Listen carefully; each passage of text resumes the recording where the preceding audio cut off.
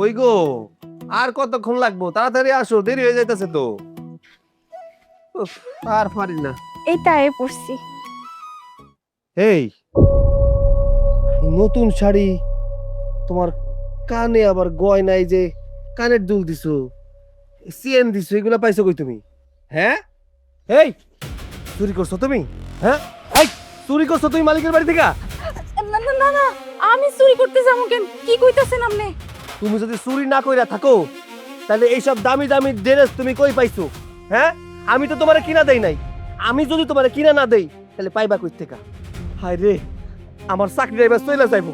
কত কষ্ট কইরা খান সাহেবের বাড়িতে তোমারে কামের ব্যবস্থা কইরা দিছি, আর তুমি তুমি চুরি চামারি শুরু কইরা দিছো। এই আমার চাকরি থাকবো এই জায়গায়? হ্যাঁ, তোমার চাকরিও থাকবো না, আমার চাকরিও থাকবো না। আমার কথাটা আগে শুনেন।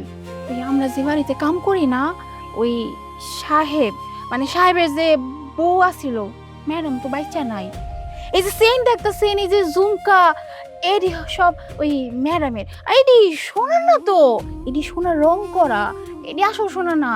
আর আমি তো প্রত্যেকদিন কাম করতে যাওয়ার পরে ওই ম্যাডামের যে জিনিসপত্র, এডি আমি খুব সুন্দর করে মুছে টুছে রাখি। আর এই শাড়িটা আমি একটু দেখতে নিছিলাম যে কেমন লাগে।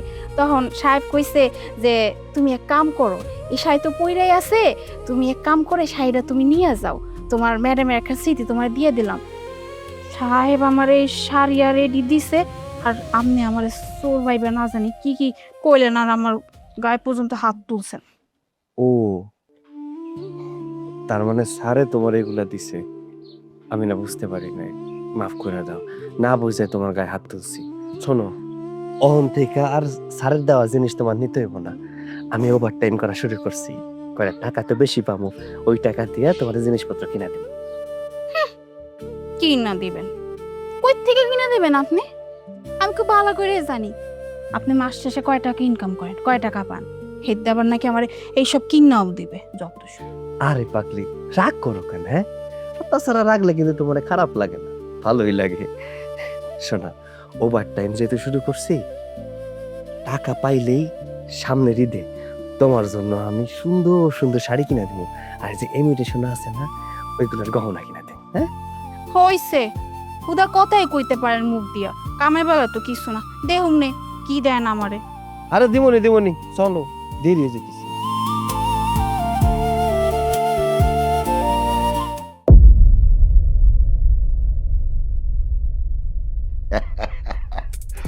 কি অবস্থা? অবস্থা পরে, আগে তুমি কও আমারে যা যা কইছিলা দিবা, ওইগুলো কবে দিবা? কেন? এই যে এই যে এগুলি সলিড 22 ক্যারেটের। আর যা কিছু দরকার সব তো বলটা আছেই, ওখান থেকে নিয়ে নেবে। আচ্ছা শোনো না, ওই যে ম্যাডামের যে মোটা একটা হার আছে না, ওইটা আমার খুব পছন্দ হয়েছে, ওইটা কিন্তু নিয়ে যাবো। ওগুলো তো সবই তোমার এখন। সুইটহার্ট, আসো এখন আদর করি। এইসব কি হয়েছে? এই দারোয়ানের বাচ্চা, এই ভিতরে ঢোকার পারমিশন তোকে কে দিয়েছে? আপনি এত বড় বেঈমান! আমি দিন রাত আপনার বাড়ি আমি পাহারা দেই, আর আপনি আমার বউয়ের দিকে খারাপ নজর দিচ্ছেন। চল চলো, চলে যাই, আসো। খবরদার, তুই আমাকে ছুবি না। হ্যাঁ, কিসের স্বামী রে? হ্যাঁ, তুই হইলি সামান্য একজন দারোয়ান, যার মাসের ইনকাম মাত্র 10,000 টাকা, আর তার বউ নাকি আমি। হ্যাঁ শোন, আজকের পর থেকে না তুই আমার স্বামী, না আমি তোর। তোর লগে থাইকা থাইকা আমি সারা জীবন এই ফকিনি জীবন যাপন করতে পারব না। হ্যাঁ, আমার তো শখ আহ্লাদ আছে, তোর লগে থেকে তো আমি আমার শখ আহ্লাদ পূরণ করতে পারব না। আর এই যে চৌধুরী সাহেব, হ্যাঁ কি কইছে জানোস তুই? হ্যাঁ, আমারে নাহি কয়দিন পরে বিয়া কইরা ফেলাইব, এরপর আমার জীবনটা তো পুরো রাজরানীর মতো আমি কাটাইতে পারো, যেটা আমি তোর লাগে থেকে পারব না। সি, তুমি টাকার জন্য এতটা নিচে নেমে গেছো? আমি তোমার স্বামী, তুমি আমার অস্বীকার করতেছো, তুমি আমার গায়ে পর্যন্ত হাত দিলা। তোমার কি একটু লজ্জা করলো না? বাপের বয়সে একটা মানুষের সাথে তুমি এইসব কাজ করতেছো? সম্মান গরিবের সাথে মানায় না দারোয়ান সাহেব। ও এখন থেকে আমার। কিরে, এনে খাড়া এসেস কি লেগে হ্যাঁ আমগো বিয়ের দাওয়াত খাবি তোর মতো ছোট লোক রে আমগো বিয়েতে দাওয়াত দিব না বাইরে হেন থেকে একটা সেকেন্ড আর এনে থাকবি না এখনই বাইরে যাবি আর আর একখান কথা আজকে থেকে তো চাকরিটা আর রইল না চাকরি শেষ আমরা আমগুলাকে নতুন একটা দাওয়ার কি করছেন বুঝতে পারছিস না ও কি বলেছে যা বেরিয়ে যা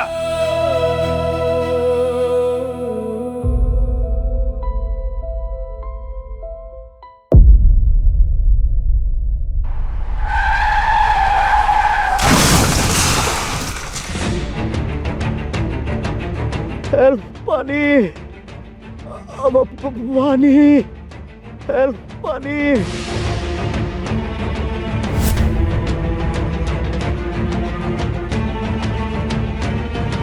হেল্প পানি পানি অ্যাক্সিডেন্ট করছে গাড়ি 1 কোটি টাকা দামের গাড়ি এটা ওরে স্যার স্যার স্যার আরে অ্যাক্সিডেন্ট করছে ইস কি অবস্থা আর কি করবো ডাক্তারের কাছে নিতে হইব তো সাথে কি কেউ নাই আশেপাশেও কারো দেখতাছি না স্যার স্যার স্যার চিন্তা করবেন না স্যার কিচ্ছু হইব না স্যার আমি আপনার হাসপাতালে নিতেছি স্যার আসেন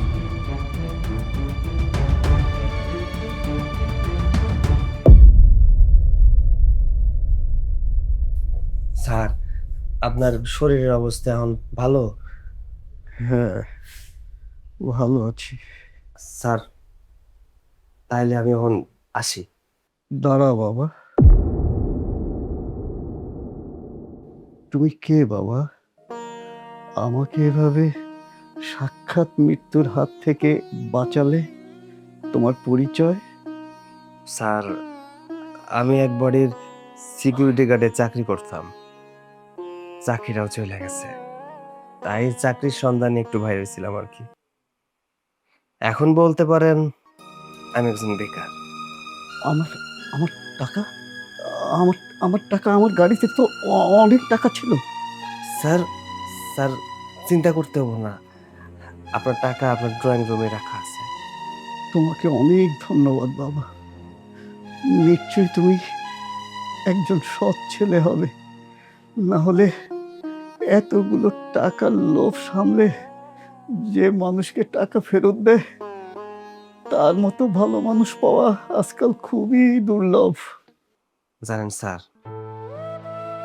যখন সিকিউরিটি গার্ডের চাকরি করতাম তখন অনেক টাকা দেখছি কোনোদিন একটা টাকা ধইরা দেই নাই আমি চিন্তা করি যেটা আমি উপার্জন করতে পারবো সেটাই আমি ভোগ করব অন্যের টাকা ভোগ করে কি করব আমার যতটুকু যোগ্যতা আছে সেই যোগ্যতা দিয়ে তো টাকা ইনকাম করতে পারবো এ দিয়ে আমার সংসার চলে যাইব পরের টাকার উপরে আমার কোনো লোভ নাই আর আপনি বড় লোক বিদায় যে আমি আপনারে বাঁচাইছি এইটা কিন্তু না আপনার জায়গায় যদি একজন গরিব রিক্সাওয়ালাও হইতো আমি তারেও বাঁচাইতাম কারণ টাকার চেয়ে মানুষের মূল্য অনেক বেশি আমি আমার দায়িত্ব পালন করছি আর কিছুই না বাবা তুমি তো একটা সৎ ছেলে কিন্তু দেখো আমার এদিকে 3 কুলে প্রায় নাই বললেই চলে যারা আছে তারাও সবাই স্বার্থের জন্য আমার সাথে যোগাযোগ রাখে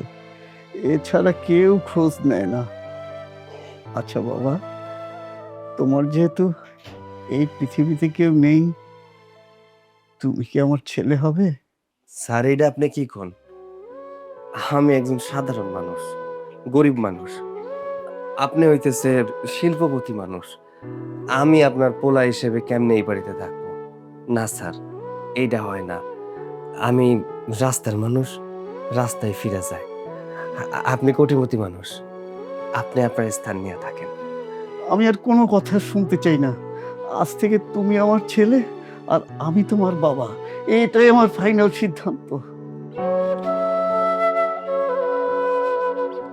তুমি তুমি আমার পাশে বসো বসো আজকে থেকে তুমি আমার ছেলে বাবা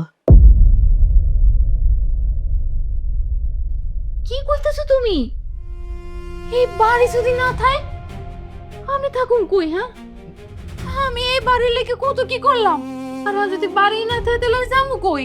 আমার কি হইব? আমার কি হবে না হবে সেটা আমি বলতে পারবো না। তুমি আমার এতদিন প্রয়োজন ছিলে, এখন প্রয়োজন শেষ। তুমি তোমার পথ দেখো, আমি আমার পথ দেখ। আর একটা কথা শুনে রাখো, তোমার বিলাসিতার পিছনে আমি টাকা ঢালতে ঢালতে একদম নিঃশেষ হয়ে গেছি। আমি আর রাখতে পারবো না তোমাকে। চৌধুরী সাহেব, এই নিন আপনার টাকা। এখানে 2 কোটি টাকা আছে, টাকাটা বুঝে নিন। তুই তুই এখানে? এই ছোট লোক দরঞ্জনী কোথাকার, হ্যাঁ? কি ভাবছস? হ্যাঁ, এরকম দামি একখানা জামা কাপড় পরে আবি, আর এই যে একটা ব্রিফ কেস লয়ে আবি, আর তোরে আমরা বিশ্বাস করুম? এসব জামা কাপড় না ভাড়ায় পাওয়া যায়, বুঝলি? এতটা বড় দামি না। ভাড়া করে জামা পরে আইসস, আইয়ে একটু ভাব দেখাইতেছস, আর কইতেছস কি এই বাড়ি নাহি তুই কিনা লইছস। শোন, এসব কথা না অন্য কোথাও গিয়ে কইস, আমার সামনে সব ফুডানি দেখাইস না। আমার বাড়ি থেকে তুই এখনই বাইরে যা, যা। ও বের হবে না। বের যদি হতেই হয় তাহলে তোমাদের দুজনকে বের হতে হবে। আপনি কেডা? হ্যাঁ, কেডা আপনি? নাক গলাইতে আইছেন? হ্যাঁ, আমি হচ্ছি খান গ্রুপ অফ ইন্ডাস্ট্রিজের মালিক, আর ও হচ্ছে আমার ছেলে। এই দারোয়ান বা আপনার ছেলে? আমি খুব ভালো করে চিনি, এটা তো দারোয়ান।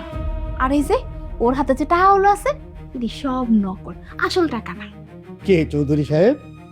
আপনি তো আমাকে ভালো করেই চিনেন, আর আমার পাঠানো টাকাগুলো নিশ্চয়ই ফেক হবে না।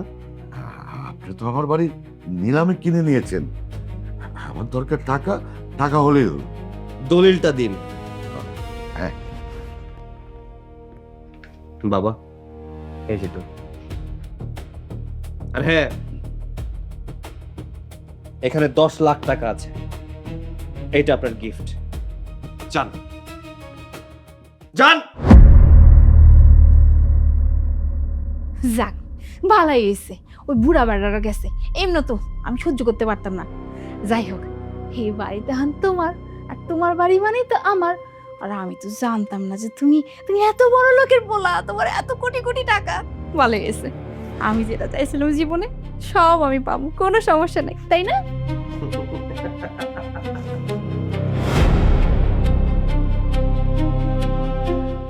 এই বাড়িটা তোমার না, এই বাড়িটা আমার। এই বাড়িতে শুধুমাত্র আমি থাকবো, আর কেউ থাকবে না। আর তুমি কি যেন বলেছিলে না, উনি কে, আমি তার ছেলে কিভাবে? এত কিছুর প্রশ্নের উত্তর আমি তোমাকে দিতে চাই না। আমি শুধু সময়ের জবাব দিতে এসেছি। এই মানুষটার জন্যই আজকে আমি এই পজিশনে আসতে পেরেছি। শোনো, আমি তোমাকে মন থেকে ভালোবেসেছিলাম। আমি চেয়েছিলাম সুখে দুঃখে একসাথে সংসার করব, কিন্তু দেখো না, ভাগ্যের কি নির্মম পরিহাস। সেদিন যদি তোমাদের ওই লীলা খেলা আমি না দেখতাম, আমি যদি এই বাড়ি থেকে দারোয়ানের কাজ ছেড়ে না চলে যেতাম, তাহলে হয়তো আমার পজিশন এখানে আসতো না। হয়তো আমি এই ভালো পজিশনে কখনোই আসতে পারতাম না। তোমাকে থ্যাঙ্কস তোমার পরকীয়ার জন্য। আর তাছাড়া আল্লাহ যা করে ভালোর জন্যই করে। এই মুহূর্তে এখান থেকে বেরিয়ে যাও, লিভ। দাঁড়াও, একটা পাওনা এখনো বাকি আছে। বেরো বেরো।